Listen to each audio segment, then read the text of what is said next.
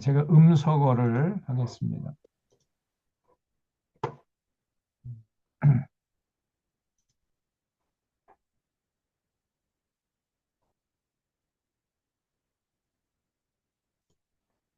오늘은 에스겔서 21장부터 하겠습니다. 에스겔서 21장을 좀 펴주세요. 음, 지난 시간까지 20장까지 했죠. 어, 그래서 20장에서는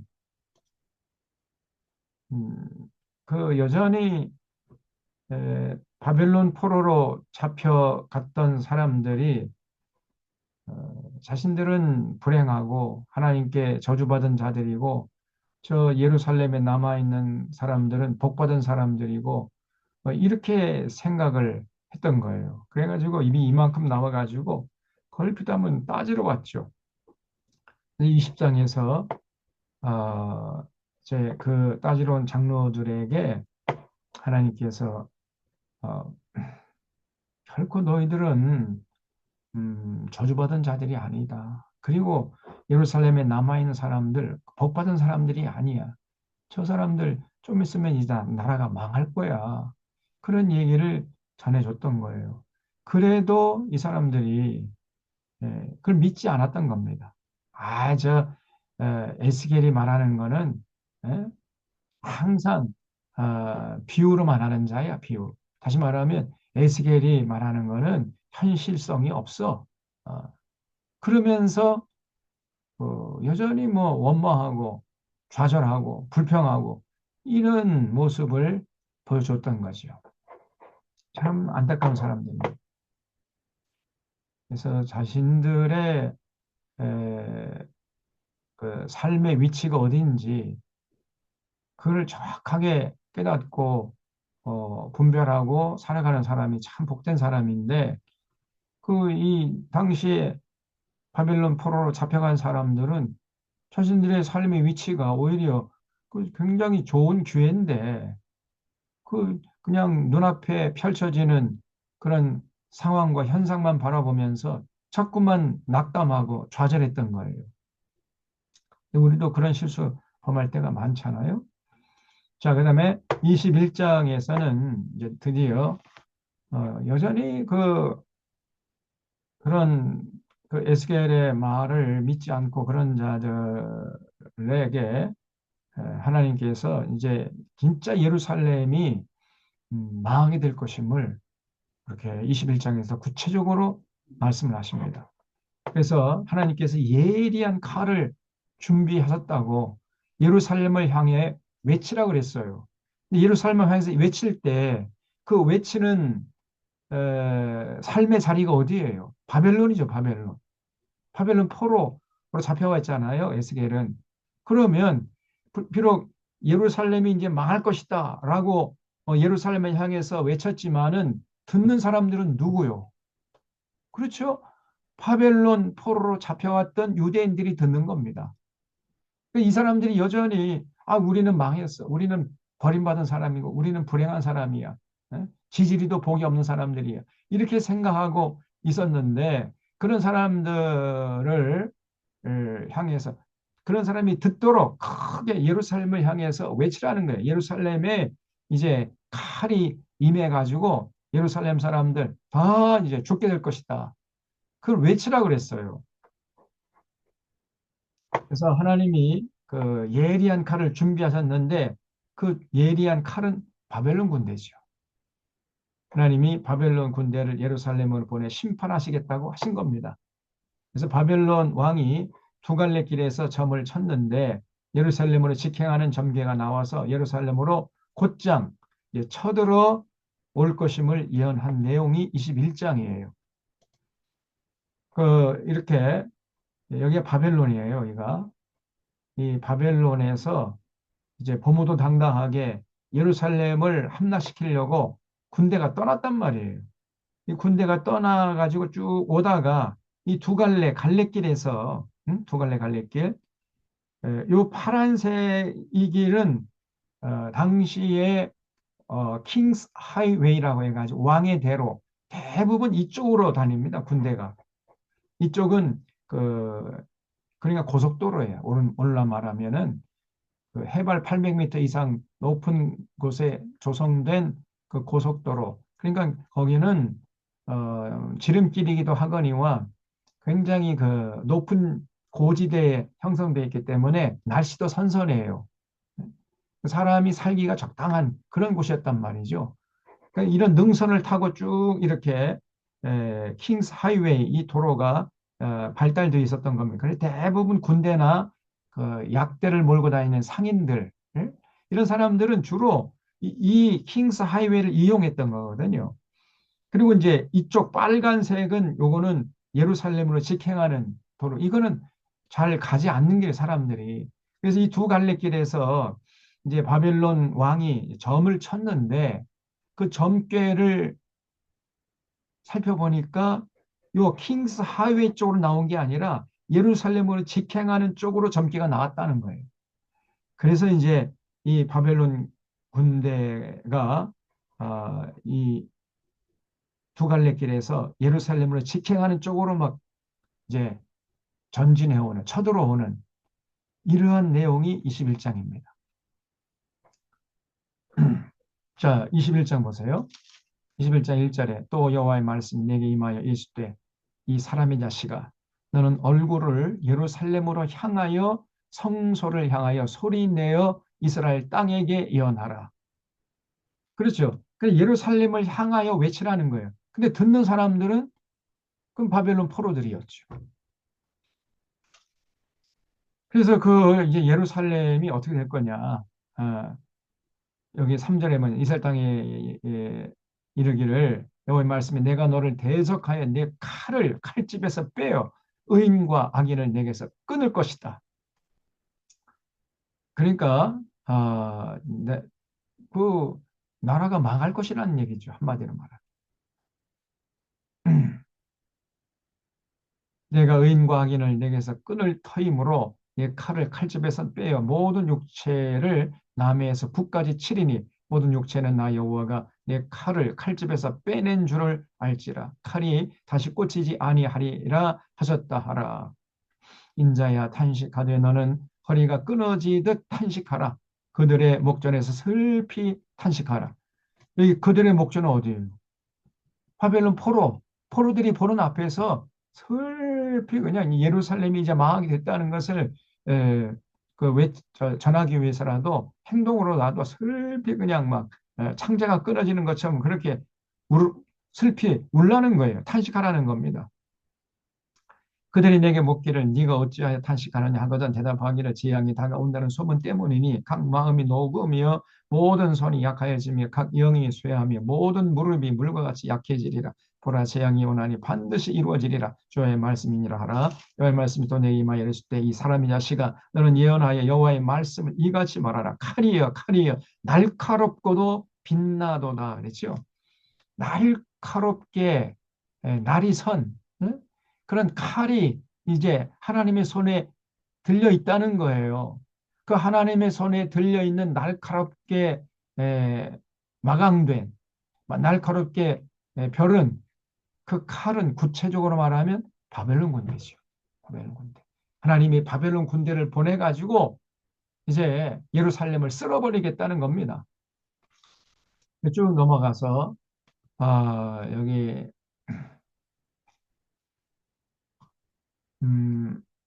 15절에 내가 그들이 낙담하여 많이 엎드러지게 하려고 모든 성문을 향하여 번쩍번쩍하는 칼을 세워 놓았도다. 이 바로 바벨론 군대죠. 오라 그 칼이 번개갖고 죽이기 위하여 날카로웠도다. 카라 모이라 오른쪽을 치라 대열을 맞추라 왼쪽을 치라 향한 대로 가라 나도 내 손뼉을 치면 내 분노를 다 풀리로다. 하나님의 분노가 이제 예루살렘을 향해서 하늘을 찌르고 있죠. 나 여호와가 말하였노라. 여호와의 말씀이 내게 임하여 이르시되 이 사람의 자식아 너는 바벨론 왕의 칼이 올 두 길을 한 땅에서 나오도록 그리 돼 곧 성으로 들어가는 길 어귀에다가 길이 나뉘는 지시표를 하여 칼이 암몬 족속의 랍바에 이르는 길. 이게 바로 킹스 하이웨이예요. 이게 왕의 대로라고 해가지고 주로 상인들이나 군대가 이 킹스 하이웨이, 이 암몬족 속의 라빠이 이런 길로 이제 왕래했거든요. 남북으로 다닐 때. 그래서 그 길 하나 하고 유다의 견고한 성 예루살렘으로 직행하는 길을 그리라 그랬어요. 이 두 갈래 길에서 이리 갈까 저리 갈까. 아, 이제 거기서 점을 쳤다는 거예요. 그래서 바벨론 왕이 두 갈래 길, 곧 두 길 어귀에 서서 점을 치되 화살들을 흔들어 우상에게 묻고 희생 제물의 간을 살펴서 그랬죠. 그러니까 옛날에 우리는 이제 두 갈래 길에 나오면 이쪽으로 갈까 저쪽으로 갈까 어떻게 점을 쳤죠? 침을 태에 뱉어가지고 퇴 딱 쳐가지고 침이 튀기는 쪽으로 갔지요. 그런데 이 바벨론 왕 느부갓네살은 어떤 방법으로 점을 쳤냐면요. 그 희생 제물, 제물을 잡아가지고 그 제물의 간의 색깔을 보는 거예요. 간의 색깔. 그래서 화살들을 흔들어 우상에게 묻고 희생 제물의 간을 살펴서 그러니까 예를 들어서 이렇게 파란색이면은 킹스 하이웨이로 가고 빨간색이면은 이제 예루살렘을 직행한다. 이렇게 룰을 정해놓고 그 희생 제물의 간을 꺼내서 살펴봤더니 그 색깔이 빨간색이 나왔다는 거예요. 그래서 아하 이쪽으로 가는 신의 계시다 해가지고 이제 예루살렘을 직행하는 쪽으로 이제 바벨론 군대가 지금 길을 잡고 나아간다는 거예요. 그래서 우상에게 묻고 희생제물의 간을 살펴서 오른손에 예루살렘으로 갈 점괘를 얻었으므로 예루살렘을 직행하는 쪽으로 점괘가 나온 거예요. 그래서 공성퇴를 설치하며 입을 벌리고 죽이며 소리를 높여 외치며 성문을 향하여 공성퇴를 설치하고 토성을 쌓고 사다리를 세우게 되었나니 그 전에 그들에게 맹약한 자들은 그것을 거짓 점괘를 여길 것이나 바벨론 왕은 그 죄악을 기억하고 그 무리를 잡으리라. 이제 큰일 났어요. 예루살렘이 드디어 바벨론 군대의 세 번째 침공을 받게 되었다는 겁니다. 그러므로 주 여호와께서 이같이 말씀하셨느니라. 너희의 악이 기억을 되살리며 너희의 허물이 드러나며 너희 모든 행위의 죄가 나타났도다. 너희가 기억한 바 되었은즉 그 손에 잡히리라. 너 극악하여 중상을 당할 이스라엘 왕아. 이 중상을 당할 이스라엘 왕은 누구예요? 남유다의 마지막 왕. 누굽니까? 음, 누구였죠, 여기? 시드기야요. 시드기야죠, 시드기야. 네? 시드기야 왕이죠. 극악하여 아주 극악무도한 사람이 있어요, 이 시드기야 왕이. 그래서 내 날이 일어났나니 곧 죄악의 마지막 때이니라. 주 여호와께서 이같이 말씀하셨느니라. 관을 제거하며 왕관을 벗길지라 그대로 두지 못하리니 낮은 자를 높이고 높은 자를 낮출 것이니라. 내가 엎드려 뜨리고 엎드려 뜨리고 엎드려 뜨리려니와 강조법이죠. 이것도 다시 잊지 못하리라. 마땅히 얻을 자가 이르면 그에게 주리라.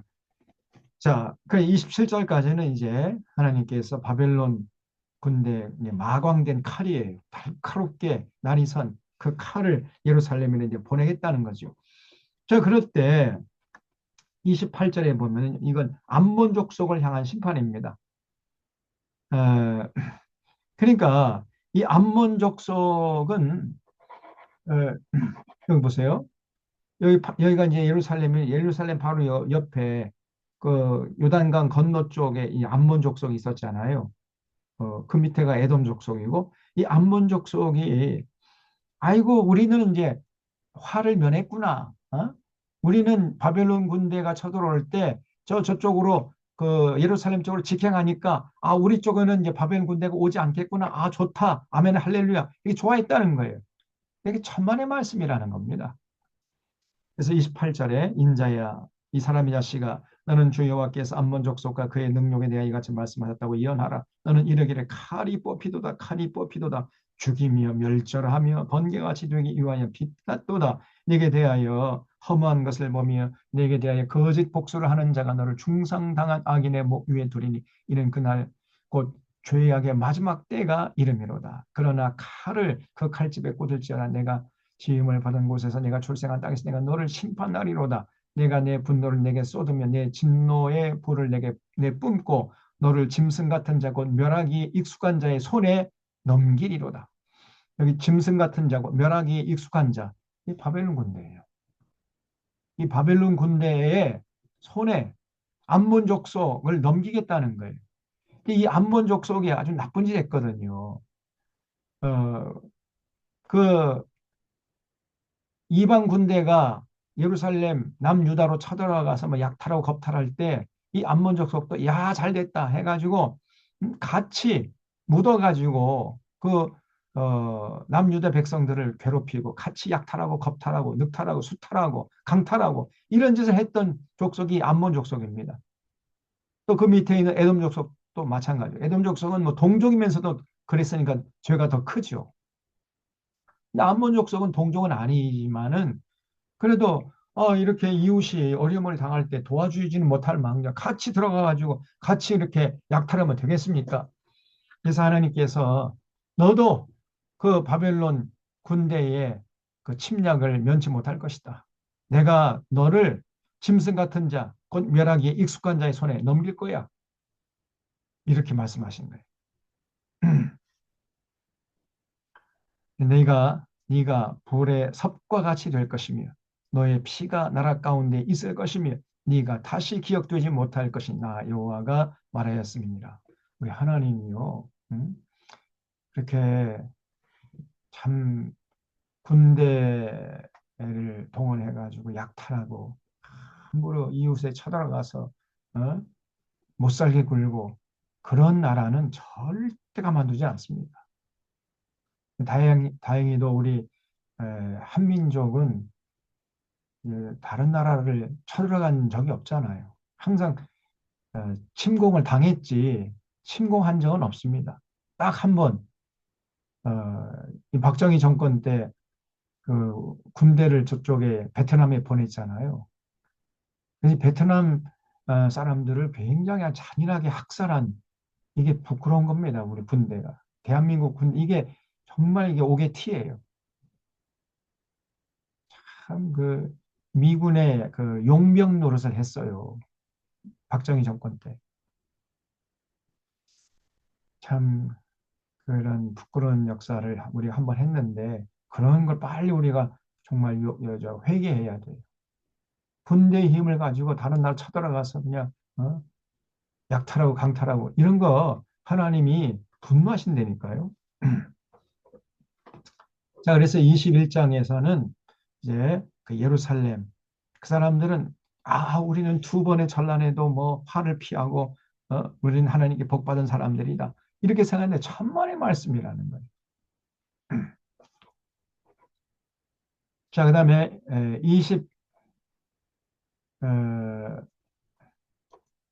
22장부터 23장에서는 하나님께서 이스라엘의 800여 년간의 죄를 다 그냥 까발리세요. 응? 국문이에요, 국문. 네 이놈, 내가 내 죄를 알렸다. 막 이렇게 국문하잖아요. 그래서 하나님께서 이스라엘 백성들이 출애굽 이후부터 해가지고 당시 예스겔 시대까지 더불어 살라는 하나님 언약을 팽개치고 살아온 삶을 낱낱이 밝히십니다. 우리 하나님은 하나도 잊어버리지 않으세요. 너희들이 그동안 어떻게 살아왔는지 하나님은 속속들이 꿰뚫어 보고 계십니다. 그 고관들은 권력을 남용해서 백성들 위에 군림했고 선지자들은 우는 사자처럼 사람들의 영혼을 삼켰고 제사장들은 앞장서서 율법을 범했어요. 이 제사장들이 율법을 지켜야 할 제사장들이 더 앞장서서 율법을 범합니다. 그 땅의 백성들은 포악하고 강탈을 일삼고 가난하고 궁핍한 자를 압제하고 나그네를 부당하게 학대했어요. 그러니까 그 하나님과 맺은 시내산 언약을 완전히 팽개쳐 버린 거죠. 더불어 살라는 하나님의 뜻을 그냥 무참히 짓밟았던 겁니다. 이게 800년 동안의 이스라엘의 역사라는 거예요. 그리고 이제 23장에 보면 이제 오홀라하고 오홀리바가 나오는데 오홀라는 사마리아를 말하는 것이고 사마리아는 이제 북이스라엘의 수도죠. 오홀리바는 예루살렘. 예루살렘 남유다의 수였잖아요. 그래서 오홀라와 오홀리바가 지은 죄를 또 까발려요. 그래서 이 오홀라는 아수르 사람들 사모하다가 하나님 심판을 받았잖아요. 나라가 북이스라엘이 아수르 제국에서 망했잖아요. 그러나 오홀리바, 하지만 남유다는 오홀라가 죗값을 치른 것을 보면서도 전혀 회개할 생각 못하고 더욱더 아수르 사람들을 사모해요. 음. 그러다가 결국은 하나님 분노를 사서 결국 바벨론 군대, 하나님이 보내신 그 마광된 칼, 날카롭게 벼른 그 칼, 바벨론 군대에 의해서 망해버렸단 말이죠. 그런 역사를 23장에서 기록하고 있습니다. 자, 22장, 23장 한번 살펴보겠습니다. 여호와의 말씀 내게 임하여 이르시되 이 사람의 자식아 네가 심판하려느냐 이 피 흘린 성읍을 심판하려느냐. 이 피 흘린 성읍이 이제 예루살렘이죠. 그리하려거든 자기가 모든 가증한 일을 그들이 알게 하라. 그들이 지은 죄를 알게 한 다음에 심판해도 하라는 거예요. 너는 말하라. 주 여호와께서 같이 말씀하셨느니라. 자기 가운데 피를 흘려 벌을 받을 때가 이르게 하며 우상을 만들어 스스로 더럽히는 성아, 예루살렘이 이렇게 정말 우상 숭배로 하나님을 분노케 했어요. 네가 흘린 피로 말미암아 죄가 있고 네가 만든 우상으로 말미암아 스스로 더럽혔으니 너의 날이 가까웠고 내 연한이 찼도다. 그러므로 내가 너로 이방의 능력을 받으며 만국의 조롱거리가 되게 했노라. 너 이름이 더럽고 어지러움이 많은 자야 가까운 자라. 먼 자라 다 너를 조롱하리라. 이스라엘. 그래서 이제 구체적으로 그 과거 이스라엘 백성들이 지은 죄를 여기서 이제 6절부터 폭로하는데 이스라엘 모든 고관은 이 권력자들, 이게 문제예요. 각기 권세대로 피를 흘리려고 너희 가운데 있어도다. 자꾸 권력을 남용해가지고 제 백성 챙기는 거예요. 네? 그들이 내 가운데서 부모를 업신여겼으며 내 가운데서 나그네를 학대했으며 내 가운데서 고아와 과부를 해야했도다. 그러니까 어려운 사람들 숨 쉴 공간을 마련해 주는데 권력자들이 앞장서서 오히려 그 숨 쉴 공간을 그냥 다 제거해 버렸다는 거예요. 너는 나의 성물을 업신여겼으며 나의 안식을 더럽혔으며 이 고관들이 이런 짓을 했어요.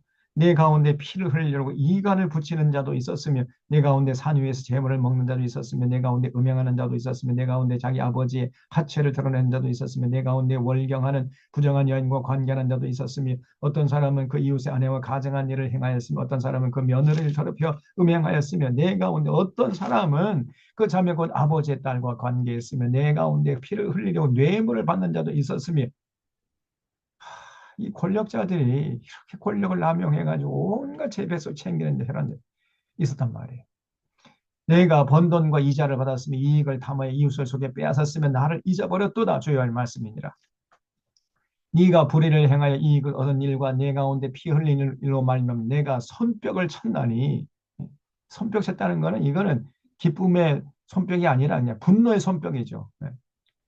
내가 내게 보응하는 날에 내 마음이 견디겠느냐? 내 손이 힘이 있겠느냐? 나 여호와가 말하였으니 내가 이루리라. 내가 너를 문나라 가운데서 흩으며 각 나라에 해치고 너의 더러운 것을 내 가운데서 멸하리라. 내가 자신 때문에 나라들의 목전에 수치를 당하리니 내가 여호와인 줄 알리라 하셨다 하라. 17절 여호와의 말씀이 내게 임하여 이르시되 이 사람의 자식아 이스라엘 족속이 내게 찌꺼기가 되었나니. 이스라엘 백성들, 하나님 택한 백성들임에도 불구하고 찌꺼기가 되어버렸어요. 곧 풀무 가운데 있는 노시나 주석이나 쇠나 나비며 은의 찌꺼기예요. 노 찌꺼기, 주석 찌꺼기, 쇠나 나비 찌꺼기가 되어버렸어요. 이건 이제 풀무를 해가지고 이제 주석을 추출하고 쇠나 나비나 은을 추출하고 남은 그 찌꺼기. 그는 아무짝에도 쓸데가 없는 거 아닙니까? 그러므로 주 여호와께서 이같이 말씀하셨느니라. 너희는 다 찌꺼기가 되었은즉 내가 너희를 예루살렘 가운데 모으고 사람이 은이나 노시나 쇠나 나비나 주석이나 모아서 풀무 불 속에 넣고 불어 녹이는 것 같이 내가 노여움과 분노로 너희를 모아 거기에 두고 녹이리라. 죽어놨어 이제. 내가 너희를 모으고 내 분노의 불을 너희에게 불면 너희가 그 가운데서 녹되 은이 풀무 가운데서 녹는 것 같이 너희가 그 가운데서 녹으리니 나 여호와가 분노를 너희 위에 쏟은 줄을 너희가 알지니라. 야, 그 은이나 주석이나 납이나 쇠를 녹이려고 밑에서 이제 뜨거운 불을 막 떼잖아요. 그런 것처럼 이제 이스라엘 백성들이 무서운 재앙이 다가온다는 거죠. 하나님의 분노에 그게. 그 다음에 이제, 근데 왜냐면 왜 이렇게 하나님이 분노하셨냐면, 그 고관들, 이 권력자들이 타락했기 때문이에요. 또 23절 이하를 보면 이제 선지자들, 제사장들, 이 죄를 또 까발립니다. 여호와의 말씀 내게 임하였을 때 이 사람의 자식아 너는 그에게 이르기를 너는 정결함을 얻지 못한 땅이요 진노의 날에 비를 얻지 못한 땅이로다 하라. 그 가운데에서 선지자들의 반역함이 우는 사자가 음식물을 움킴 같았도다 그랬죠. 선지자들이요. 어? 다 타락했단 말이죠. 이 거짓 선자들이 많았어요. 그들이 사람의 영혼을 삼켰습니다. 사람의 영혼을 살려야 할 선지자들이 오히려 삼켜버려요. 재산과 보물을 탈취하며 과부를 그 가운데서 많게 했으며 그 제사장들은 내 율법을 범하여 이 제사장들이 앞장서서 율법을 범합니다. 기가 찬 일이죠. 나의 성물을 더럽혔으며 거룩함과 속된 것을 구별하지 아니했으며 부정함과 정한 것을 사람이 구별하게 하지 아니하였으며 그 눈을 가리어 나의 안식일을 보지 아니하였으므로 내가 그들 가운데 더럽힘을 받았느니라. 그러니까 이 제사장들이요 전부 다 하나님을 더럽게 했단 말이에요. 하나님을 예, 더럽힘을 받게 했어요. 그 가운데 그 고관들은 음식물을 삼키는 일이 같아서 불의한 이익을 얻으려고 피를 흘려 영혼을 멸하거늘 그 선지자들이 그들을 위하여 회를 치는다는 것은 그렇게 타락한 권력자들이 그냥 권력을 남용해가지고 온갖 부정부패를 저지르는데 선지자들이요 그런 고관들의 부정부패를 덮어줬다는 거예요.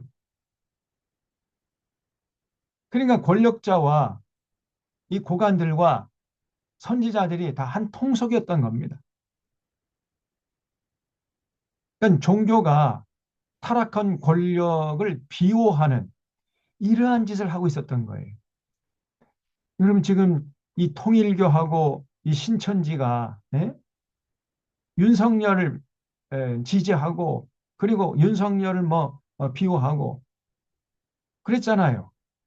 또 한국교회 이 개신교 이 대형교회 목사장로들 이 김장환이나 김진홍이나 전광훈이나 이런 것들이 윤석열이 얼마나 감싸고 돌았습니까? 예?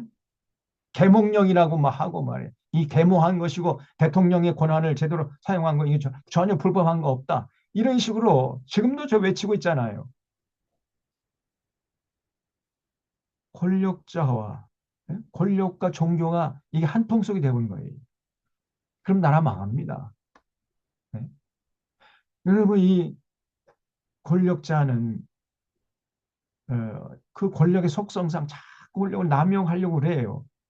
그러면 종교라도 건강해가지고 그 권력자가 권력을 남용하는 짓을 못하도록 엄하게 경계하고 타이르고 올바로 지도하고 그래야 되는데 오히려 짝짝꿍 돼가지고 함께 놀아놨다 그 말이에요. 그게 다 지금 드러나지 않습니까? 오늘날이나 그 에스겔 당시나 다 똑같아요. 이스라엘 역사 속에서도 이 권력자하고 이 종교가 전부 다 짝짝꿍 됐어요. 근데 이런 역사는요, 동서고금 막는 거의 비슷합니다. 그래서 요한계시록에 보면은 이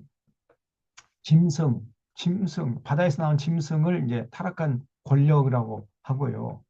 음녀라고 그래요. 음녀는 이제 타락한 종교 세대예요. 그래서 이 타락한 그 정치 권력하고 타락한 종교 권력이 이게 커넥션 돼 있어 가지고 온갖 세상 사람들을 억압하고 억누르고 그들을 착취하고 그들 죽음의 늪으로 끌고 가고 이런 짓을 했다는 것을 요한계시록에서 분명하게 밝히고 있습니다. 여기도 그래서 여기 27절, 28절 보세요. 예? 고관들이 음식물을 삼키는 이리 같아서 불의한 이익을 얻으려고 피를 영혼을 멸하는데 선지자들이 잘한다 잘한다 저들은 아무런 잘못이 없다 그러면서 회를 칠한답니까? 페인트를 칠해줘요. 깨끗한 것처럼. 회를 칠하고 스스로 허탄한 이상을 보며 거짓 복수를 행하며 여호와가 말하지 아니하였어도 주 여호와께서 이같이 말씀하셨습니다. 여러분 지금 저 권력자들이 제대로 하고 있는 겁니다. 저 윤석열이가 저 뭐 불법한 거 아닙니다. 대통령의 고유한 권한을 잘 지금 사용한 것입니다. 이러면서 회를 칠해줬어요. 그러니까 어느 시대나 다 마찬가지. 에스겔 시대나 오늘 이 대한민국 시대나 똑같아요. 그리고 보세요. 이 판사들, 이 검사들도 그렇지만 판사들도 엉터리 같은 놈들이 너무나 많잖아요. 예. 또 이번에 보니까 며칠에 보니까 누굽니까? 그 50억 받아 먹은 놈, 곽상도. 그 무죄를 떴다 했대 또. 나 50억을 받았는데, 예? 50억을 받아 처먹었는데, 그걸 무죄라고 판결을 내렸더라고. 김건희 주가 조작해도 무죄야, 그냥. 예. 이제 앞으로요, 다 주가 조작해도 괜찮아, 이제. 다 무죄인데, 뭐. 이런 판결이 어디 있습니까, 도대체가. 저 사법부도 다 그냥 뒤집어 엎어버려야 돼, 저것들. 그 정점에 이 희대의 그 사기꾼, 조희대가 앉아 있는 거죠. 이 사법부의 권위를 그냥 끝간데 없이 추락시키고 있잖아요. 이 사람들은 이제 부끄러운 줄 모르고 그냥 노골적으로 그렇게 들이댑니다, 그냥. 국민들은 개들인 줄 알고 사법부의 독립을 보장하라 그러면서 지들 멋대로 하겠다는 거예요. 이 분노해야 됩니다. 지금 하나님이 분노하고 계시는 거예요. 그럼 그 하나님 믿는 자들도 분노해야죠. 이런 나쁜 놈들이 어디 있어요? 아니 50억을 받아먹은 뇌물로 그걸 무죄라고 하고 주가 조작을 했는데도 너 무죄라고 하고 이런 법이 어디 있습니까 도대체 대한민국. 이놈의 나라가 어떻게 성하겠습니까? 이렇게 가다가 나라 망해요.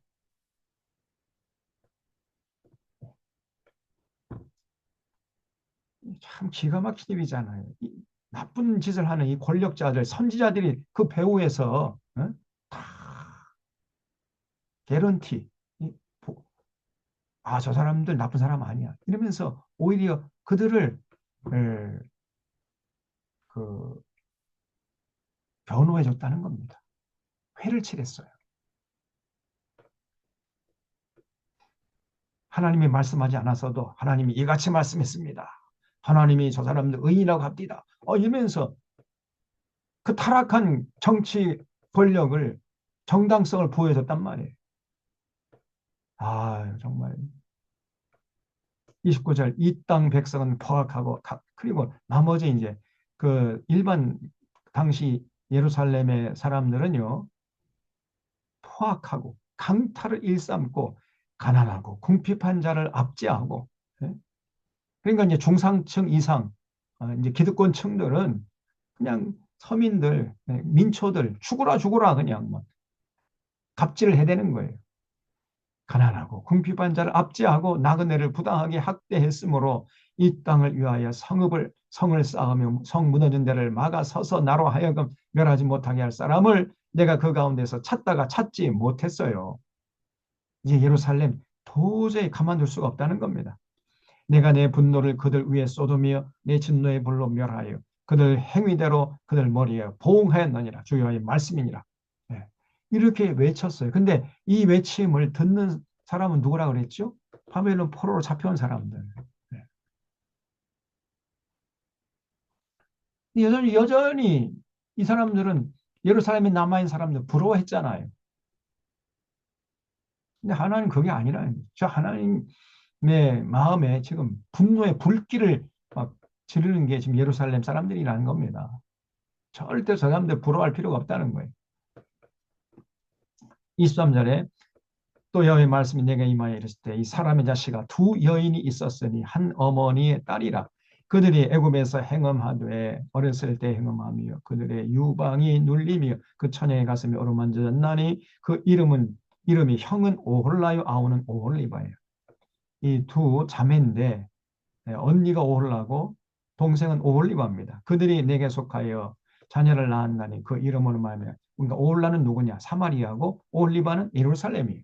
그러니까 오홀라는 북이스라엘이고 오홀리바는 남유다를 말한다는 거예요. 자, 그래서 오홀라가 내게 속하였을 때 행음하여 이 북이스라엘 특별히 사마리아 사람들이 무슨 짓을 했습니까? 자꾸만 우상 숭배하면서 나라의 국력이 약화지니까 이제 아수르를 의지했죠. 아수르 군대. 그 의지했어요. 근데 아수르 군대에 의해서 나라가 망해버린 겁니다. 기가 막힐 노릇이. 그래서 그 연애는 곧 그 이웃 아수 사람을 사모했어요. 자기들을 많게 할 나라를 사모했던 겁니다. 그들은 다 자색 옷을 입은 고관과 감독이여 준수한 청년이여 말 타는 자들이라. 그가 아수르 사람들 가운데 잘생긴 그 모든 자들과 행음하고 누구를 연애하든지 그들의 모든 우상으로 자신을 더럽혔으니 그가 젊었을 때 애굽 사람과 동침함에 그 처녀의 가슴이 어루만져졌으며 그 몸에 음란을 쏟음을 당한 바 되었더니 그러니까 아수르하고도 붙었다가 또 이제 또 쪽하면 또 애굽하고 붙었다가 이렇게 했잖아요. 줄타기 했지 않습니까? 그러면서 나라를 유지하려고 했던 거죠. 그래서 애굽 사람하고는 놀아나는 것을 여기서 묘사하고 있는데 그때부터 행함을 맞이 아니하였느냐. 그러므로 내가 그의 정든자 곧 그가 연애하는 아수르 사람의 손에 넘겼더니 그들이 그 하체를 드러내고 그의 자녀를 빼앗으며 칼로 그를 죽여 여인들에게 이야기거리가 되게 하였나니 이는 그들이 그에게 심판을 행함이라. 그 아후 오홀리바가 그러니까 남유다 특별히 예루살렘 사람들이 아수르 군대에 의해서 사마리아 성이 무너진 것을 보면서도 정신을 못 차려요. 이것을 보고도 그의 형보다 음욕을 더하며 그 형의 간음함보다 그 간음이 더 심함으로 그 형보다 더 부패하여졌느니라. 사마리아 사람들보다 더 악한 짓을 했다는 거예요. 예루살렘 사람들이. 그가 그의 이웃 아수르 사람을 연애하였나니 그들은 화려한 의복을 입은 고관고 감독의 말 타는 자들과 준수한 청년이었느니라. 두 여인이 한 길로 행함으로 그도 더러워졌음을 내가 봤노라. 그가 음행을 더하였음은 붉은색으로 벽에 그린 사람의 형상 곧 갈대아 사람의 형상을 보았음이니 그 형상은 허리를 띠고 동이고 어머리를 긴 수건으로 쌌으며 그의 용모는 다 준수한 자 곧 그 고향 갈대아 바벨론 사람 같은 것이니라. 그래서 이 오홀리바는요 또 바벨론하고 놀아난 거예요. 그러다가 또 바벨론에 의해서 망해버린 겁니다. 그거 보고 곧 사랑하게 되어 사절을 갈대아 그들에게 보내매 바벨론 사람이 나와 연애하는 침상에 올라 음행으로 그를 더럽히매 그가 더럽힘을 입은 후에 그들을 싫어하는 마음이 생겼느니라. 그가 이같이 그 음행을 나타내며 그가 하체를 드러내므로 내 마음이 그 형이 싫어한 것 같이 그를 싫어하였으나 그가 그의 음행을 더하여 젊었을 때고 애굽 땅에서 행함하던 때를 생각하고 그의 하체는 나귀 같고 그 정수는 말 같은 음란한 간부를 사랑했도다. 표현이요. 참 아주 적나라하죠. 내가 젊었을 때 행음하여 애굽 사람에게 내 가슴과 유방이 어루만져졌던 것을 아직도 생각하는도다 그랬죠. 그러니까 남유다도 정신 못 차리고 자기를 많게 하는 바벨론 붙었다가 또 여차하면 또 애굽에 붙었다가 바벨론 붙었다 똑같아요. 북이스라엘 사마리아 사람들하고 사마리아 사람들은 아수르하고 애굽하고 그 사이에서 줄타기 했고 남유다는 바벨론과 애굽 사이에 줄타기 하다가 바벨론 군대에서 망해버립니다. 참 기가 막히죠. 하나님께 돌아갈 생각을 못해요. 하나님께 돌아가기만 하면 모든 문제가 해결되는데 하나님께는 안 돌아가. 22절 그러므로 오홀리바야 주 여호와께서 이같이 말씀하셨느니라. 나는 네가 사랑하다가 싫어하던 자들을 충동하여 그들이 사방에서 와서 너를 치게 하리니. 그들은 바벨론 사람, 바벨론 군대지요. 갈대아 모든 무리 북옷과 소아와 고아 사람과 또 그와 함께한 모든 아수르 사람과 준수한 청년이며 다 고관과 감독이며 귀인과 위명한 자, 다 말 타는 자들이라.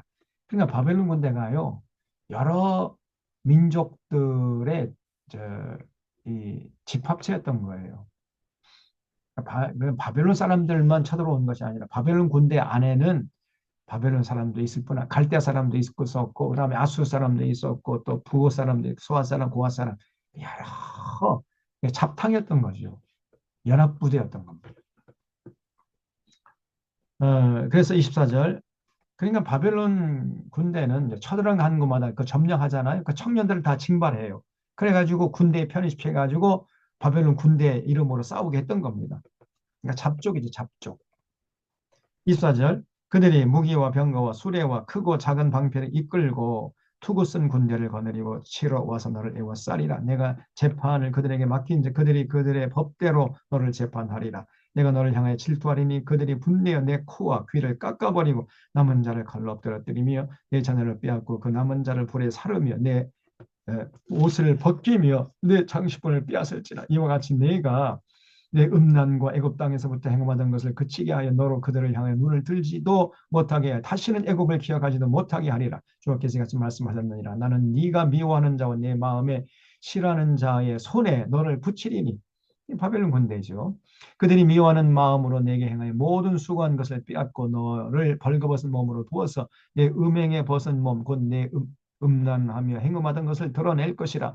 네가 이같이 당할 것은 네가 음란하게 이방을 따르고 우상들로 더럽혔기 때문이로다.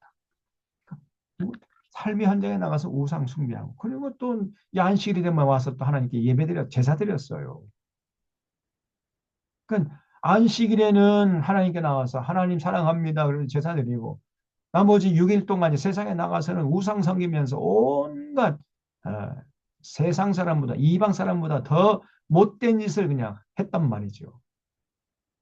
그러니까 이런 신앙의 패러다임이 오늘날도 똑같아요. 한국교 교인들이 주일날은 막 눈물을 흘리면서 하나님 사랑한다고 고백하고 그리고 이제 나머지 6일 동안 월요일부터 토요일까지는 세상 한복판에 나가서 거기서 온 세상 사람보다 더 세속적으로 더 속물 인간으로 살아버린단 말이에요.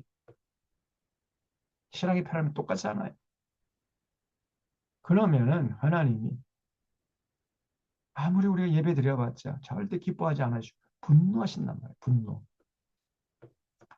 당시 남유다 예루살렘에 또 그랬어요. 올리바가. 그래서 이 31절에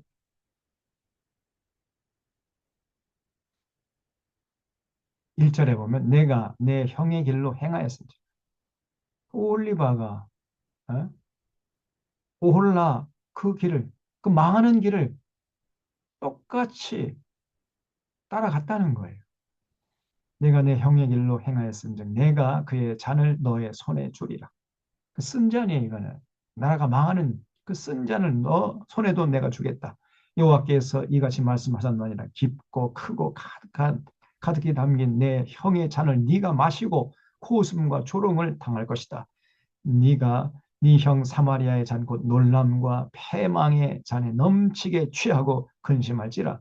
네가 그 잔을 다 기울여 마시고 그 깨어진 조각을 씹으며 내 유방을 꼬집을 것은 내가 이렇게 말하였으며 주의 말씀이니라. 그러므로 주께서 이같이 말씀하셨느니라. 네가 나를 잊었고 또 나를 내 등 뒤에 버렸은즉 너는 너의 음란과 너 음행의 죄를 담당할지니라.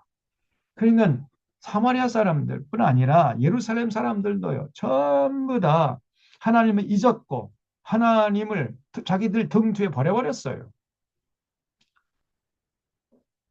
그러면서도 이 사람들이 열심히 제사 드렸습니다. 열심히 제사 드리고 제물 갖다 바쳤는데 하나님의 평가는 너희들이 나를 잊어버렸고 나를 너희들의 등 뒤에 버렸다. 이렇게 평가하시잖아요. 그래서 여러분 예배가 전부가 아니라고 그랬잖아요. 예배보다 더 중요한 게 삶의 현장에서 하나님 뜻을 받들어 살아야 돼. 근데 오늘날 한국교회 교인들은 예배만 열심히 드리면은 그것을 다 하나님 앞에 할 도리 다 한 줄 알아요. 천만의 말씀 만만의 콩떡이라니까요.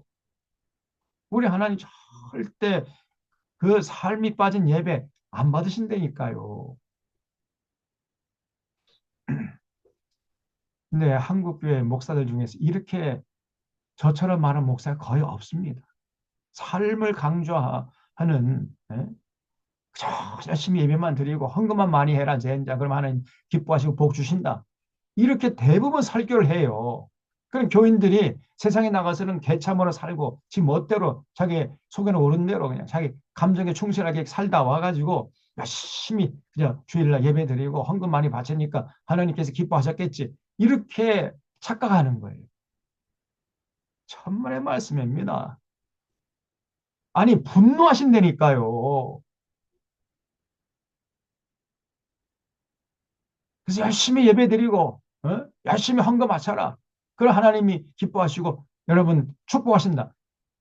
그렇게 설교하는 그 거짓 선자예요. 빨리 거기서 도망쳐야 됩니다. 어떤 목사는요, 뭐 어? 헌금하면 하나님이 예, 복 주신다고 해가지고 그러면 에, 미리 복 주실 걸 기대하고 미리 헌금을 하라는 거예요. 그러니까 그 씨를 뿌리라는 겁니다. 복의 씨를 뿌리라는 게 그 뭐냐 헌금하라는 거예요. 그러면 이제 씨를 뿌리면은 이제 열매를 걷는 것처럼 헌금을 하면은 미리 하나님 복 주실 걸 기대하고 헌금을 하면 하나님이 기뻐하시고 이제 복 주신다는 겁니다. 복을 심어라 막 그러면서 헌금을 강조해요. 새빨간 거짓말입니다.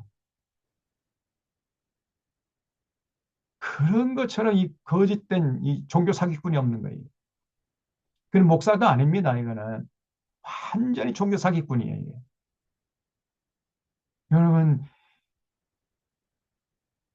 헌금하면 복 주는 게 아니에요. 창세기 요한계시록까지 헌금하면 복 준다는 얘기 다 한 군데도 없습니다. 하나님이 진짜 복 준다고 하는 것은 언제냐? 삶의 현장에서 하나님의 뜻을 받들어 살아갈 때 하나님이 기뻐하시고 그 삶의 현장에서 복 주신다 그랬어요. 그래서 그 삶의 현장에서 복 받은 사람들이 하나님께 나와서 헌금하는 거예요. 그래서 헌금하면 복 받는 것이 아니라 복 받은 사람들이 헌금하는 거예요. 네? 이거 잘 정리하셔야 돼. 복 받으려면은 여러분 삶의 현장에서 하나님의 뜻을 받으시라 그 말이에요. 세상의 빛과 소금 역할을 감당하고 그러면 하나님 기뻐하시고 여러분에게 복을 주십니다. 그러면 그 복 받은 사람들이 하나님께 나와가지고 이제 주일날 하나님 감사합니다. 그래서 그 감사의 증표로 헌신의 증표로 드리는 게 그게 헌금이에요. 그래서 어, 뭐 하나님은 별미를 좋아하신다 그러고 뭐 복을 심으라고 그러고 뭐 그래서 헌금을 강조한다. 그런 다 종교 사기꾼들 하는 얘기입니다. 빨리 도망쳐야 돼. 이 거짓 선자들이 오늘 한국교회 안에 천지백갈이라니까요. 또 지난번에 말씀드렸지만은 뭐 1,000번째 헌금을 바치면 하나님 여러분의 기도에 다 응답하여 1,000번 헌금하시고 막 새빨간 거짓말입니다. 응? 절대로 그런 데 놀아나면 안 돼. 여기 계신 분들. 우리 하나님이 어떤 분이신지 모르니까 또 그런 거짓말이 휘둘리는 거예요. 과거의 중세 때에 면죄부 여러분 죄를 면해주는 증서를 교회에서 사면은 여러분의 형제 자매 부모가 저 연옥에 있던 부모가 다 천국으로 옮겨집니다. 아멘 할렐루야 이러면서 거짓말 해댔어요. 그러면서 헌금을 강요했던 겁니다. 올라 똑같아. 태첼이라는 그 캐톨릭 신부는요. 여러분이 면죄부를 사는 그 헌금 동전이 헌금함에 딸랑 이렇게 소리가 나는 순간에 여러분의 부모 형제 자매들이 연옥에 있다 연옥에서 저 천국으로 옮겨집니다. 아멘 할렐루야. 뭐 이러면서 감성을 자극하고 그러면서 헌금을 강요했던 거예요. 헌금하면 죽었던 그 영혼들도 다 저 지옥에서 천국으로 옮겨진다. 뭐 이런 식으로 가르쳤어요. 새빨간, 새빨간 거짓말입니다. 그 정도로 그 당시에 중세 교회가 타락했던 거예요. 근데 오늘날은 그 중세 교회보다 더 타락했어. 부끄러운 줄도 모르고 그런 거짓말을 하는 이런 목사들이 천지의 빽깔이란 말이에요. 이거 목사들이 아니라 그랬죠. 이 종교 사기꾼들이. 하든지 간에 이 교인들의 그 삶을 하나님 앞에 온전히 세울 생각은 안 하고 그저 그냥 호주머니만 노리는 이런 것들이 그냥 천지백깔이에요.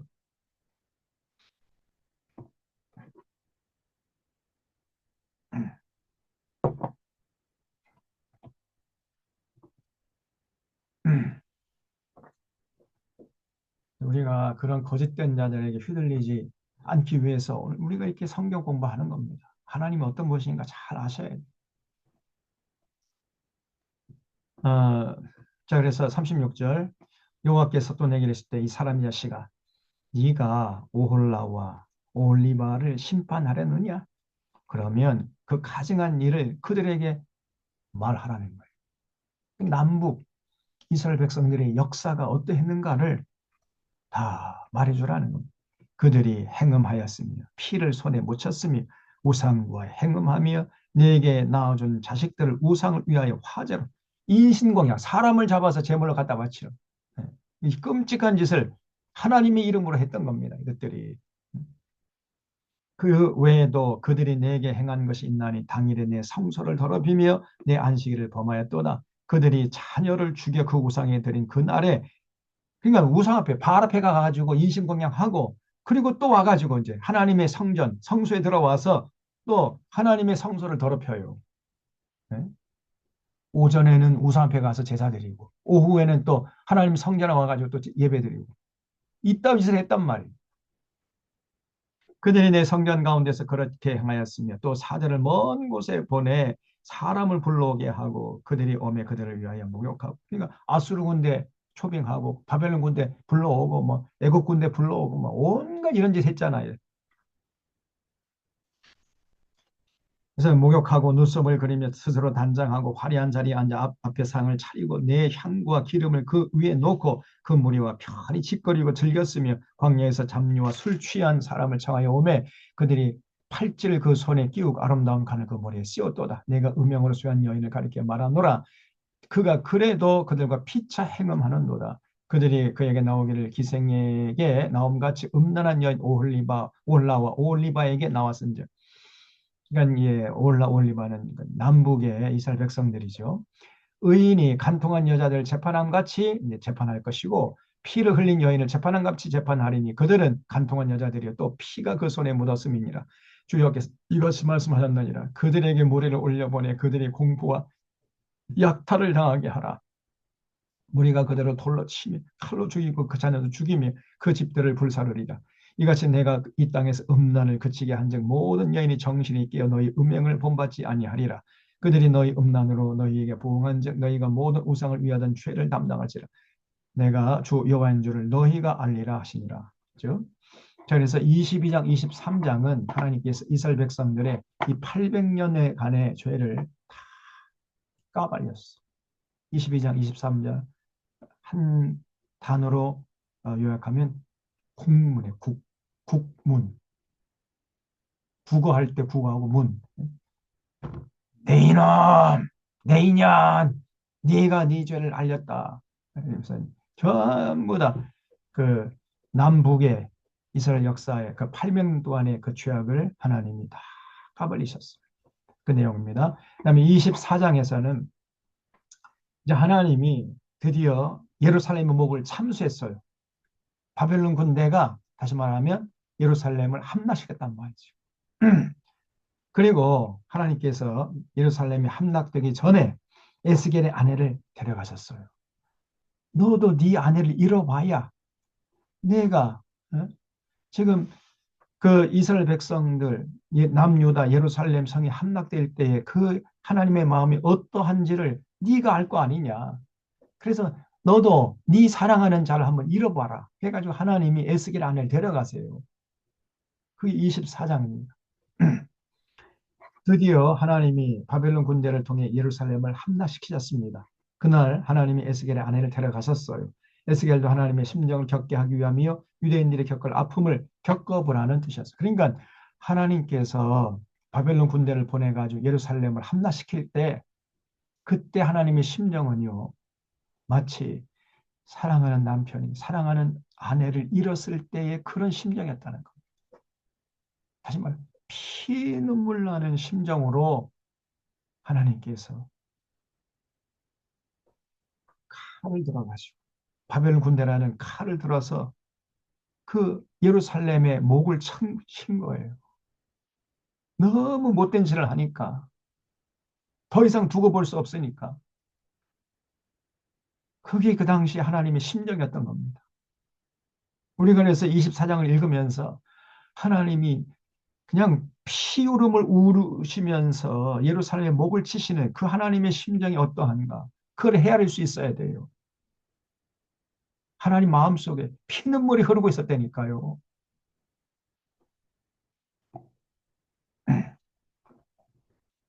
자, 24장 아홉째 해 열째 달 열째 날. 그러니까 에스겔이 바빌론으로 포로로 잡혀온 지 아홉째가 되는 해 10월 11일 열째니까 10일이죠. 10월 10일에 그런 말입니다. 11년째 되는 해에 망했으니까 이제 1년 6개월만 지나면 이제 완전히 예루살렘 망하는 거죠. 그래서 아홉째 해 열째 달 열째 날에 여호와의 말씀이 내게 임하여 이르시되 이 사람의 자식아 너는 날짜 곧 오늘의 이름을 기록하라. 바벨론 왕이 오늘 예루살렘에 가까이 왔느니라. 드디어 바벨론 군대가 예루살렘 성 주변까지 이제 쳐들어온 거예요.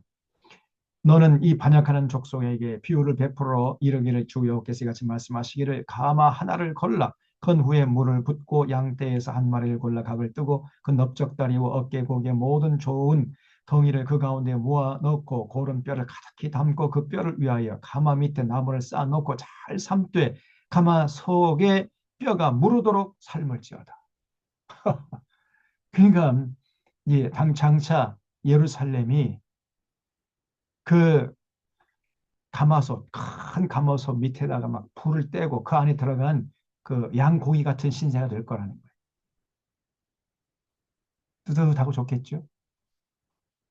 6절에 그러므로 주 여호와께서 이같이 말씀하셨느니라 피 흘린 성읍 녹슨 가마 곧 그 속에 녹을 없이 하지 아니한 가마여 화 있을진저 제비 볼 것도 없이 그 덩이를 하나하나 꺼낼지어다 그 피가 그 가운데 있으며 피를 땅에 쏟아 티끌이 덮이게 하지 않고 맨 바위 위에 두었도다 내가 그 피를 맨 바위 위에 두고 덮이지 아니하게 하면 분노를 나타내 보응하게 함이로다 그러므로 주 여호와께서 이같이 말씀하셨느니라 화 있을진저 피 흘린 성읍이여 예루살렘이 그렇게 피를 많이 흘렸어요. 그냥 평화의 도성이 아니고 피의 성읍이었습니다. 내가 또 나무 무더기를 크게 하리라. 나무를 많이 쌓고 불을 피워 그 고기를 삶아 녹이고 국물을 졸이고 그 뼈를 태우고 가마가 빈 후에는 숯불 위에 놓아 뜨겁게 하며 그 가마의 놋을 달궈서 그 속에 더러운 것을 녹게 하여 녹이 소멸되게 하라. 이 성읍의 수고함으로 스스로 피곤하는 많은 녹이 그 속에서 벗기지 아니하며 불에서도 없어지지 아니하는도다. 너의 더러운 것들 중에 음란이 그 하나이니라. 내가 너를 깨끗하게 하나 내가 깨끗하여지지 아니하니 내가 내게 향한 분노를 풀기 전에는 내 더러움이 다시는 깨끗해지지 아니하리라. 여호와가 말하였으니 그 일이 이루어질지라 내가 돌이키지도 아니하고 아끼지도 아니하며 뉘우치지도 아니하고 행하리니 그들이 내 모든 행위대로 너를 재판하리라. 주 여호와의 말씀이니라. 자, 그러면서 이제 하나님께서 그 뭐라고 말씀하시냐면요. 내가 네 아내를 데려갈 것이다. 그래도 너는 슬퍼하지 말라고 말씀했어요. 15절 여호와의 말씀이 또 내게 말했을 때 이 사람 자식아 내가 내 눈에 기뻐하는 것 이게 바로 에스겔의 아내입니다. 한번 쳐서 빼앗으리니 너는 슬퍼하거나 울거나 눈물을 흘리거나 하지 말며 죽은 자를 위하여 슬퍼하지 말고 조용히 탄식하며 수건으로 머리를 동이고 발에 신을 신고 입술을 가리지 말고 사람이 초상집에서 먹는 음식물을 먹지 말라 하신지라. 내가 아침에 백성에게 말하였더니 저녁에 내 아내가 드디어 이제 죽었어요. 하나님 말씀하신 대로 아내를 하나님이 데려가셨어요. 아침에 내가 받은 명령대로 행하며. 그러니까 에스겔이 어, 그 하나님 명령대로 그 슬픔을 속으로 사귀고 있었다는 거예요. 절대로 슬퍼하거나 울거나 눈물 흘리거나 하지 않았어요. 백성이 내가 이르되 네가 행한 이 일이 우리가 무슨 상관이 있는지 너는 우리에게 말하지 아니하겠느냐? 음. 그 아내가 죽었는데 에스겔이요 전혀 뭐 슬퍼하지도 않고 눈물 흘리지도 않으니까 도대체 너 왜 그런 행동을 하느냐 이게 물었다는 거예요. 내가 그들에게 대답하기를 여호와의 말씀이 내게 임하여 이르시되 너는 이스라엘 족속에 이르기를 주의 말씀이 내 성소는 너희 세력의 영광이요 너희 눈의 기쁨이요 너희 마음의 아낌이 되거니와 내가 더럽힐 것이며 너희의 버려둔 자식을 칼에 엎드러지게 할지라. 너희가 에스겔이 행한 바와 같이 행하여 입술을 가리지 아니하며 사람이 음식물을 먹지 아니하며 수건으로 머리를 동인 채 발에 신을 신은 채로 두고 슬퍼하지도 아니하며 울지도 아니하되 죄악 중에 패망하여 피차 바라보고 탄식하리라. 이같이 에스겔이 너희에게 표징이 되리니 그가 행한 대로 너희가 다 행할지라. 이 일이 이루어지면 내가 주 여호와인 줄 너희가 알리라 하라 하셨느니라. 그러니까 하나님께서 에스겔에게 아내가 이제 죽었을 때 슬퍼하지 말고 눈물 흘리지 말고 속으로 그 슬픔을 사귀라고 한 이유가 두 가지죠. 어, 그 너도 네 사랑하는 아내를 잃어봐야 지금 내 마음 속에 피눈물 흘린 걸 네가 알지 않겠느냐. 그래서 하나님 데려갔다는 얘기고, 그다음에 두 번째로 바벨론 포로 잡혀온 유대인들이요. 아무리 예루살렘이 이제 곧 패망할 것이다 해도 믿지를 않아요.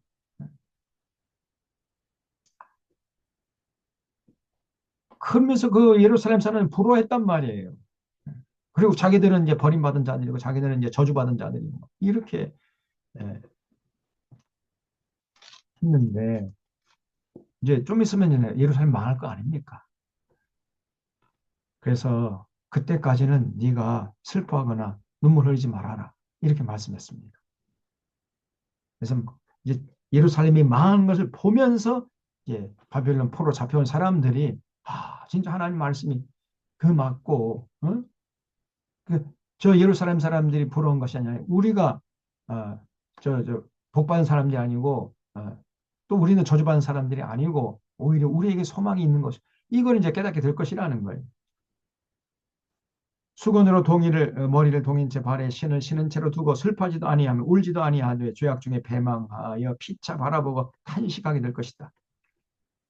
이같이 에스겔은 너에게 표징이 되리니 그가 행한 대로 내가 다 행할지니라. 일이 이루어지면 내가 주여한 줄을 너희가 알리라 하라 하셨느니라. 인자야 사람 자식아 내가 그 힘과 즐거워하는 영광과 그 눈이 기뻐하는 것과 그 마음이 간절하게 생각하는 자녀를 데려가는 날 곧 그날에 도피한 자가 내게 나와. 다시 말하면 그 예루살렘 성이 무너지는 날. 그래서 이제 요행이 생명을 부지해 가지고 도망친 그런 사람들이 이제 바벨론까지 와가지고 예루살렘이 망했습니다. 라고 이제 알려주는 날이죠. 그날에 도피한 자가 내게 나와 내 귀에 그 일을 들려주지 아니하겠느냐. 그날에 내 입이 열려서 도피한 자에게 말하고 다시는 잠잠하지 아니하리라. 이같이 너는 그들에게 표징이 되고 그들은 내가 여호와인 줄 알리라. 그래서 예루살렘이 망하고 그래서 망한 그 어, 과정 속에서 어떤 사람이 이제 바벨론까지 와가지고 예루살렘이 망했다는 얘기를 그 소식을 전해주는 날까지 하나님께서 에스겔 침묵하라고 말씀했어요. 그리고 그날이 되면은 그때는 더 이상 침묵하지 말고 이제 말하라는 겁니다. 이 현실이 됐으니까 그렇게 말해도 믿지 않는 바벨론 포로들에게 예루살렘이 망했다는 소식을 전해주라는 거예요. 이제 자, 그 다음에 25장부터 32장은 하나님이 예루살렘의 목을 참수한 후에 이스라엘 백성들을 우상 숭배케 한 열방의 목을 차례로 참수해서 살육당한 자의 구덩이에 던져 넣으실 것을 보여주는 내용으로 되어 있어요. 암몬, 모압, 세일, 에돔, 블레셋, 두로, 시돈, 애굽 등 열방을 차례로 심판하실. 그러니까 저 보세요. 하나님께서 날카롭게 벼른 칼을 손에 들고 계시잖아요. 그 바벨론 군대라고 그랬지요.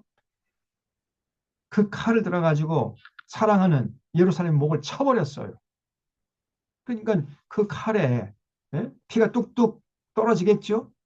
그 피가 뚝뚝 떨어지는 그 날카로운 칼을 들고 하나님이 이 정신이 다 나갈 정도에 그냥 그 사랑하는 그렇게 800년 이상 사랑을 쏟아부었는데 그 사랑하는 자녀의 목을 치자니요. 하나님 마음이 얼마나 아팠겠습니까?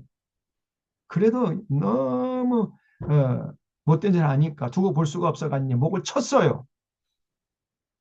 그때 하나님의 심령이 정신 나갈 정도입니다. 그런데 그 손을 피가 뚝뚝 떨어지는 칼을 들고 이렇게 옆을 보니까요. 예루살렘 사람들과 같이 놀아나는 주변의 열방들이 희덕거리고 좋아하고 있어요, 그들이. 그러니까 하나님이 그냥 그 손에 들고 있던 칼을 손에 들었겠다. 그 칼을 이용해가지고 전부 열방들을 그냥 목을 친다는 그런 내용이 25장부터 32장까지 내용입니다.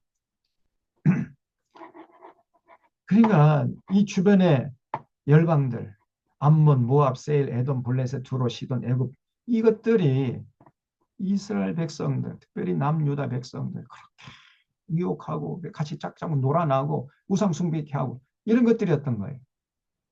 그런 것들이 이제 예루살렘이 망하니까 또 좋다고 그러고 있었던 겁니다. 그런 걸 하나님이 두고 보지 않으시고 그냥 전부 다 그 손에 들린 그 칼을 가지고 다 그들의 목을 치는 그런 내용입니다. 그러니까 다시 말하면 당시 이제 중동 지방이 바벨론이 이제 떠오른 태양이 돼가지고 이제 아수르는 지는 달이죠. 그래서 이 바벨론 군대가 막 노도처럼 파죽지세로 막 들이닥쳐가지고 예루살렘 함락시킨 다음에 그 주변에 열방들 또 그냥 파죽지세로 쳐들어가가지고 모든 나라들을 다 정복했던 거예요. 그것이 지금부터 한 2500년 전의 역사였던 겁니다. 이 바벨론이라는 나라가 중동의 새로운 패자로 등극하면서 예루살렘을 무너뜨리고 그 주변의 열방들 전부 다 쳐들어가 가지고 굴복시켰던 거예요. 그거를 하나님이 에스겔을 통해서 알게 하신 거죠. 그것이 25장부터 32장까지인데 25장은 이제 암몬, 그다음에 모압 세일, 그다음에 에돔과 블레셋, 26장 두로, 27장도 두로, 28장도 두로. 그러니까 이 두로가요 상당히 큰 나라였던 것을 알 수 있습니다. 두로가. 그다음에 29장은 이제 애굽, 30장도 애굽이고요. 31장도 애굽, 32장까지도 애굽. 애굽도 큰 나라였죠. 애굽은 큰 나라라는 걸 알고 있는데 두로는 큰 나라라는 사실을 잘 사람들이 몰라요. 그러니까 애굽만큼 큰 나라가 두로였던 겁니다. 그 당시에는. 그 페니키아 문명의 수도가 두로라고 그랬잖아요. 페니키아 굉장히 큰 문명이었던 거죠. 그 페니키아 문명의 가장 핵심적인 도시가 두로였어요. 두로. 두로와 시돈.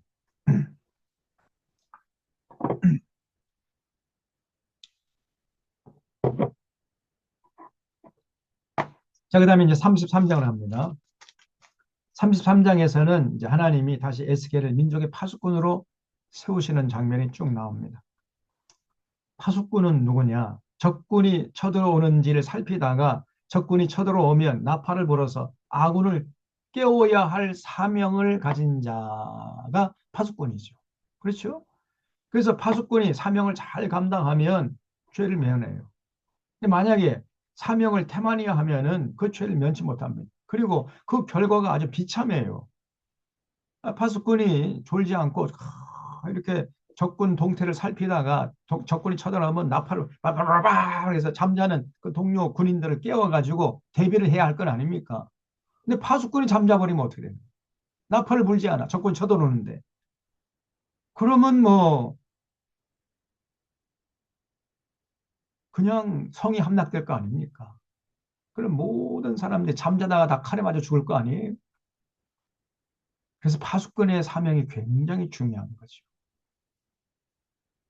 오늘날 사실 이 파수꾼의 역할을 할 분이 누구냐? 목회자들이에요, 목회자들. 근데 목회자들이 파수꾼 역할을 제대로 안 해요.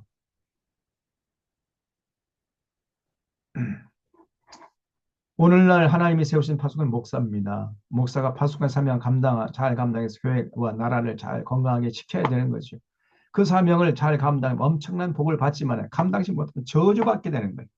이 목사라는 이 그 직분이 잘 감당하면 큰 복이지만 잘못 감당 이것처럼 큰 저주가 없는 거예요.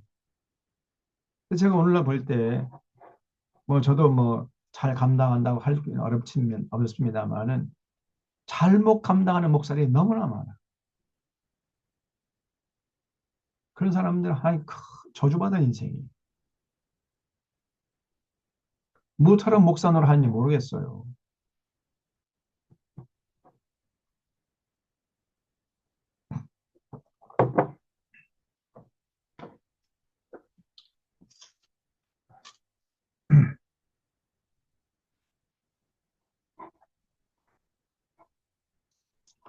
어,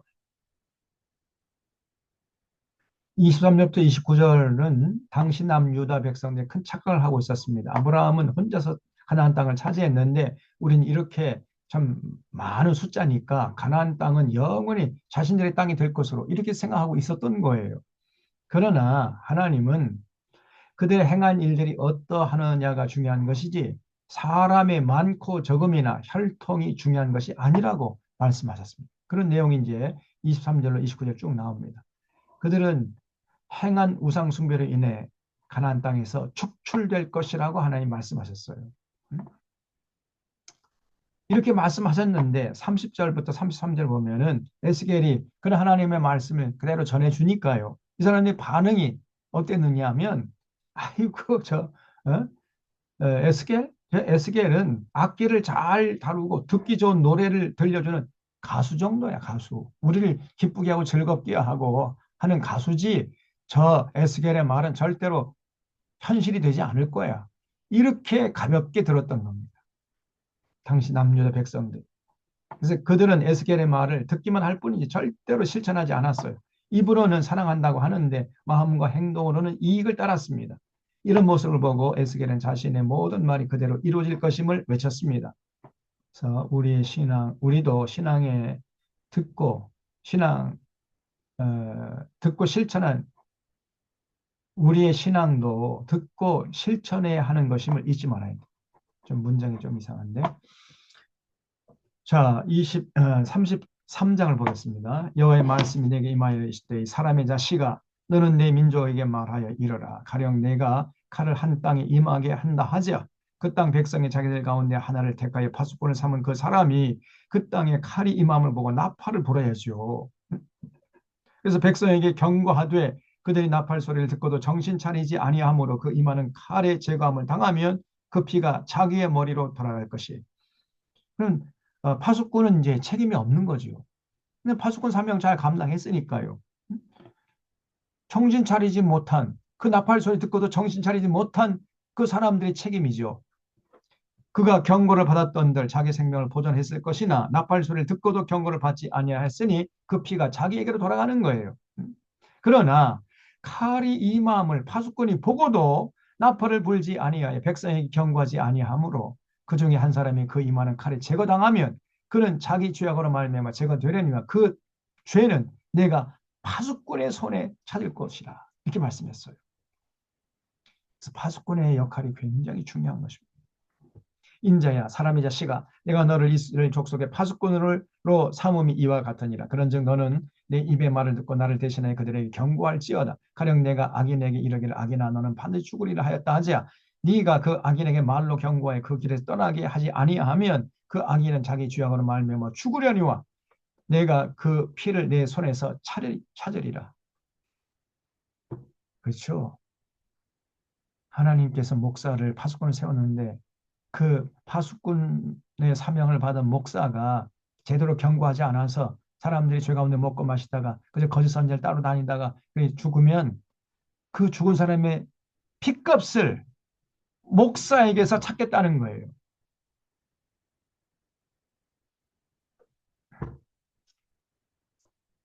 그래서 저는 여러분 다 경고했습니다. 이 거짓 선자들이 어떤 자들이고 한국교회가 오늘 어느 날 지금 어떤 형편에 있고 그 제가 다 이런 말씀했어요. 저는 파수꾼으로 어, 사명 감당하기 위해서 최선을 다했어요. 나팔을 불었어요. 제가 지금 여러분에게. 이제 선택은 여러분의 몫이에요. 여러분이 제 경고를 듣고 받아들일 것인가 말 것인가. 그 여러분이 선택하고 여러분이 결정하고 여러분이 책임지셔야 돼, 이제. 심각하게 들으셔야 됩니다. 절대로 그 거짓 선자들의 말에 휘둘리지 말아라, 그랬죠. 이 기복신앙을 부추기고 신비주의 신앙, 방언기도 막 자꾸 방언기도 하라고 그러고 뭐 1,000번째 헌금하라고 그러고 예배 열심히 하고 뭐 예배 자주 드리고 깊이 드리고 또 헌금 많이 바쳐라. 그걸 하나님이 기뻐하시고 복 주신다. 이런 것들에게 휘둘리면 여러분이 여러분의 인생 여러분이 책임져야 돼요. 저는 다 말씀드렸어요. 절대 하나님 그런 거 원하시는 거 아니다. 제가 나팔을 다 불었습니다. 그래서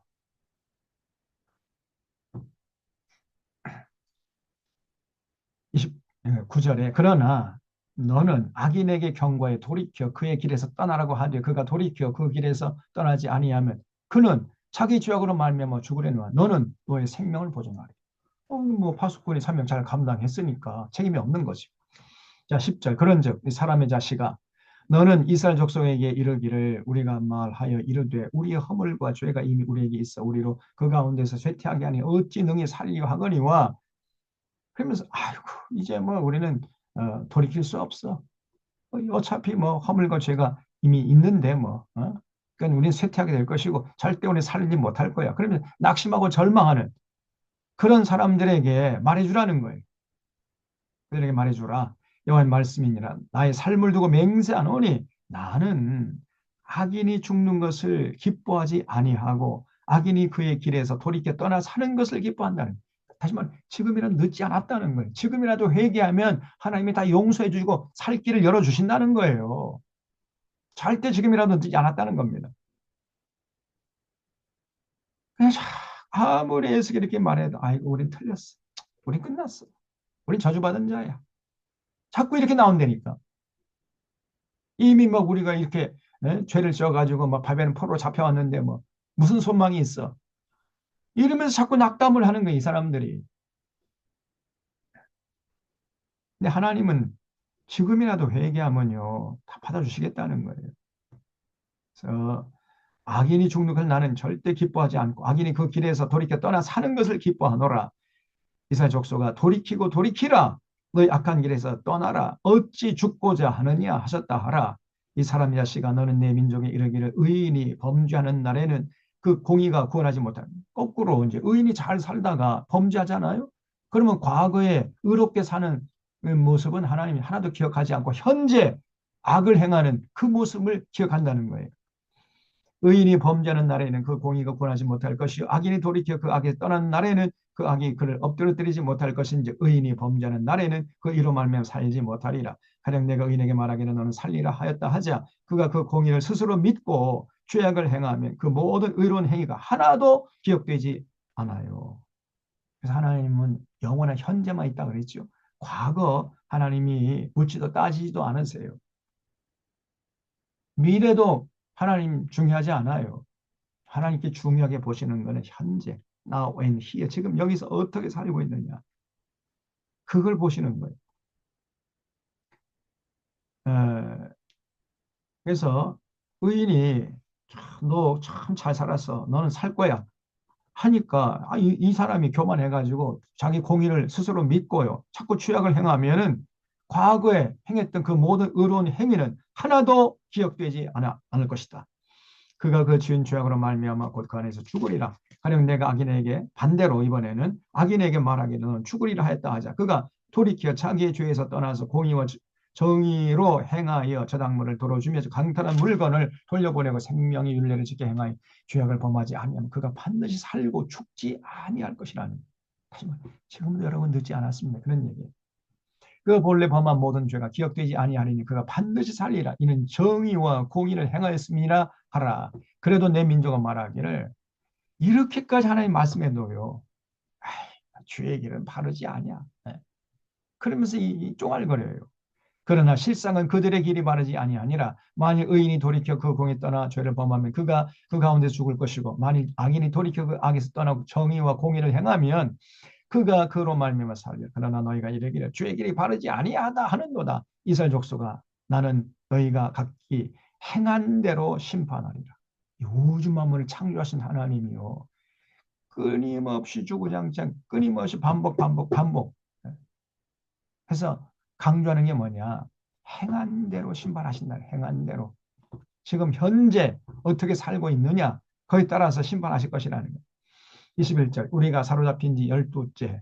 그러면 이제 12째니까 벌써 11년이 지났죠? 그럼 예루살렘이 망한 거예요, 이제. 11년째 되는 해 망했잖아요. 그러니까 바벨론으로 포로로 잡혀온 지 12년째 되는 10월 5일 날 말이죠. 예루살렘으로부터 도망하여. 예루살렘 망하니까 예루살렘에서 이제 그 생명을 부지해가지고 도망해온 그러니까 바벨론까지 이제 온 어떤 유대인 하나가 내게 나와 말하기를 그 성이 함락되었다 하였는데 그 도망한 자가 내게 나오기 전날 저녁에 여호와의 손이 내게 임하여 내 입을 여시더니 다음 아침 그 사람이 내게 나올 그때에 내 입이 열리기로 내가 다시는 잠잠하지 아니하였노라. 그래서 에스겔의 아내가 죽은 후부터 입을 꾹 다물고 있다가 이제 예루살렘 성이 함락되고 그 예루살렘 성 중에 어떤 사람이 이제 그 환란 가운데 생명을 부지해가지고 바벨론까지 와가지고 함락 소식을 전해줄 그날부터 이제 에스겔의 입이 열려가지고 또 하나님 말씀을 전하기 시작했다. 23절에 여호와의 말씀 내게 말했을 때 이 사람 자식아 이 이스라엘의 황폐한 땅에 거주하는 자들이 말해 이르기를 아브라함은 오직 그러니까 이제 그런 난리통에도 살아남은 사람들이 이제 예루살렘 이 땅은 다 우리 땅이 될 것이다. 그러면서 좋아하는 이런 놈들이 있었던 거예요. 또 아브라함은 오직 한 사람이라도 이 땅을 기업으로 얻었나니 우리가 많은즉 더욱 이 땅을 우리에게 기업으로 주시는 것이 되느니라 하는도다. 그러므로 너는 그들에게 이르기를 주 여호와께서 같이 말씀하시되 너희가 고기를 핏째 먹으며 너 우상들에게 눈을 들며 피를 흘리니 이 땅이 너희 기업이 될까 보냐? 참만의 말씀이라는 거죠.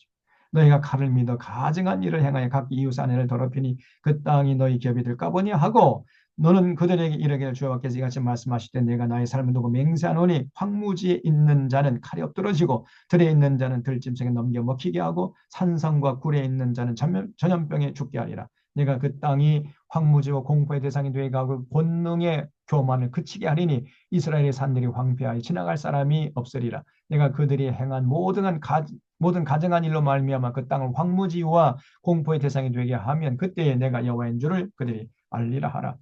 이 사람의 자식아 내 민족의 담 곁에서와 진문에서 너에 대하여 말하며 각기 그 형제와 더불어 말해 이르기를 자 가서 여호와께로부터 무슨 말씀이 나오는가 들어보자 하고 백성이 모이는 것 같이 내게 나오며 네 백성처럼 내 앞에 앉아서 내 말을 들으나 그대로 행하지 아니하니 이는 이 사람들이요 에스겔 앞에서 모여가지고 하나님 말씀을 들었지만은 듣기만 할 뿐이지 그대로 행치를 안 해놨다는 거예요. 왜냐? 이는 그 입으로 사랑을 나타내어도 하나님 사랑한다고 하고 예수를 사랑한다고 뭐 말을 하지만은 마음으로는 이익을 따라요. 그 진심이 아니었던 겁니다. 삶의 현장에 나가서는 그냥 자기들 속에는 오른 대로 살아버리고 자기들의 이익에 따라서 순식간에 돌변을 해버리는 겁니다. 그들은 네가 고운 음성으로 사랑의 노래를 하며 음악을 잘하는 자, 다시 말하면 자기들을 즐겁게 해주는 가수 같은. 그러니까 에스겔이 이렇게 얘기했잖아요. 여러분이 저주받은 사람들이 아니고 저 예루살렘 사람들, 복받은 사람들이 아니고 오히려 저 예루살렘에 사는 사람들, 저 사람들이 저주받은 사람들일 수 있습니다. 그리고 여러분에게 또 소망이 있습니다. 이렇게 자꾸 얘기했잖아요. 여러분 절대로 버림받은 사람도 아니고 저주받은 사람도 아니고 그렇기 때문에 저 예루살렘 사람들 부러워할 필요가 없습니다. 자꾸 그렇게 얘기했잖아요. 그러니까 이 사람들이 들으면서 아이고 저 사람 저 에스겔은 그냥 우리를 즐겁게 해주는 가수, 우리 귀를 즐겁게 해주고 그냥 우리를 그냥 말로 그냥 위로해주는 그냥 그런 위문단의 가수 같은 그런 사람이야. 그러면서 실제로 에스겔의 말을 믿지 않았다는 겁니다. 참 기가 막히죠. 그래서 32절 그들은 네가 고운 음성으로 사랑의 노래를 하며 음악을 잘하는 자같이 여겼나니 너의 말을 듣고도 행하지 아니하거니와 그 말이 응하리니 응할 때에는 그들이 한 선지자가 자기 가운데 있었음을 알 것이다. 이렇게 말씀했어요. 그러니까 미련해도 분수가 있어야 되는데 이렇게 미련하면 어떻게 할 도리가 없는 거죠. 자, 34장부터는 이제 다음 주. 그래서 다음 주에는 34장부터 해가지고 에스겔서 끝까지 다 이제 마무리하도록 하겠습니다. 이제 여러분이 에스겔서 우리가 이제 4번, 5번 했죠. 에스겔서가 어떤 내용인지 이제 조금 감이 잡히죠. 에스겔서가 하나님의 심정이 잘 나타나 있다 그랬잖아요. 또 에스겔서는 좀 복잡하다 그랬죠. 에스겔서가 외치는 내용은 대부분 이제 예루살렘 사람들에 대한 얘기지만 듣는 사람들은 바벨론 포로로 잡혀온 사람들이었단 말이에요. 그걸 잘 구분해서 에스겔서를 여러분이 개인적으로 잘 읽을 수 있어야 됩니다. 그러면은 정말 하나님의 마음, 하나님의 뜻이 그냥 절절히 와 닿는 거예요. 자, 오늘 이 정도로 하고 시간이 됐기 때문에 기도하고 마무리하겠습니다. 하나님 아버지 참 감사합니다. 오늘도 에스겔서를 통해서 하나님의 심정을 헤아리게 하시고 당시 이스라엘 백성을 향해서 하나님이 애끓는 심정으로 그렇게 말씀을 전해도 저들은 전혀 깨닫지 못하고 하나님의 그 뜻을 분별치 못하는 모습을 보았습니다. 우리도 이 땅에 사는 날 동안까지 이런 어리석음을 절대 반복하지 않게 하시고 진실로 이 땅에 사는 날 동안까지 하나님의 뜻을 받들어 삶의 현장에서 실천함으로 하나님 영광을 올려드리고 하나님의 기쁨의 자랑이 되는 삶을 살아가는 진정한 믿음의 사람들 다 되게 하여 주시옵소서. 한 주간 동안의 삶도 주님 앞에 온전히 부탁드리옵고 감사하오며 예수님의 이름으로 기도하옵나이다. 아멘. 네, 여러분 한 시간 감사합니다. 감사드립니다. 자, 감사합니다. 보내시고요. 수고하셨습니다. 네, 다음 주에 또 뵙도록 고맙습니다. 하겠습니다. 수고하셨습니다. 수고하셨습니다.